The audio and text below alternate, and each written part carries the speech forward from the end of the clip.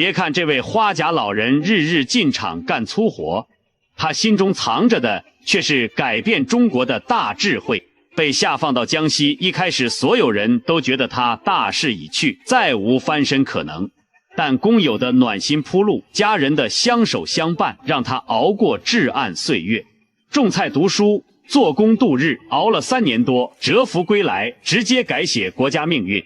1969年，65歲的鄧小平正處在人生低谷，受到錯誤批判的他，帶着妻子卓琳和70多歲的繼母夏伯根，被下放到江西南昌郊外的拖拉機修配廠勞動。沒人說得清這段日子要熬多久，更沒人想到這段旁人眼裡的灰暗歲月，他不僅沒消沉，還走出了一條後來家喻戶曉的小平小道。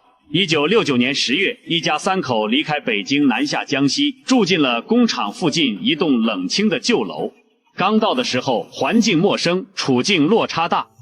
鄧小平夜裡常常睡不着，要靠安眠藥才能休息。可他沒任由自己陷入低谷，很快就給自己定下了規矩，每天冷水洗臉，堅持走路鍛鍊，準點到工廠上工，硬生生把亂了的日子掰回了正軌。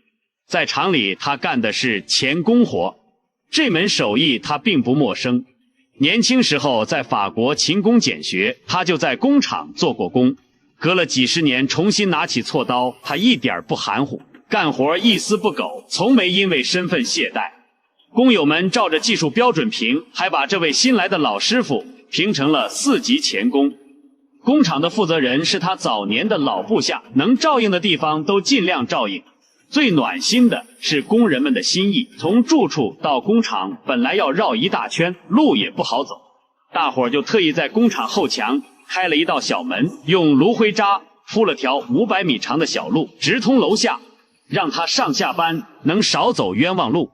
這條路就是後來的小平小道。從1969年到1973年，整整3年04個月，鄧小平和卓琳天天在這條小道上往返，颳風下雨，天寒地凍都沒斷過。走路的時候他話很少，常常背着手慢慢踱步，沒人知道他心裡在盤算什麼。後來大家才明白，就是在這條不起眼的小路上，在最難的日子裡，他從沒停下過對國家前途的思考。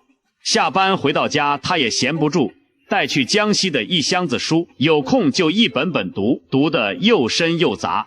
家裡的日子是一家3口一起撐起來的。卓琳身體不好，但依然把家裡家外打理得井井有條。70多歲的夏伯根天天買菜做飯，操持3餐，糧食不夠吃，他們就在樓邊開了一小塊地，種上辣椒、油菜。鄧小平勞動之餘，也常挽着袖子下地種菜。日子清苦，一家人守在一起，倒也踏實。可這份安穩裡，始終壓着一件共同的心事。他們的大兒子鄧樸方在衝擊中受了重傷，高位截癱，癱瘓在床，遠在北京，沒人貼身照顧。夫妻倆一次次向組織申請，想把兒子接到身邊照料，終於得到了同意。3位老人都已經過了花甲之年，卓琳體弱多病，65歲的鄧小平白天在工廠幹體力活，再加上需要24小時照料的病人，其中的艱難可想而知。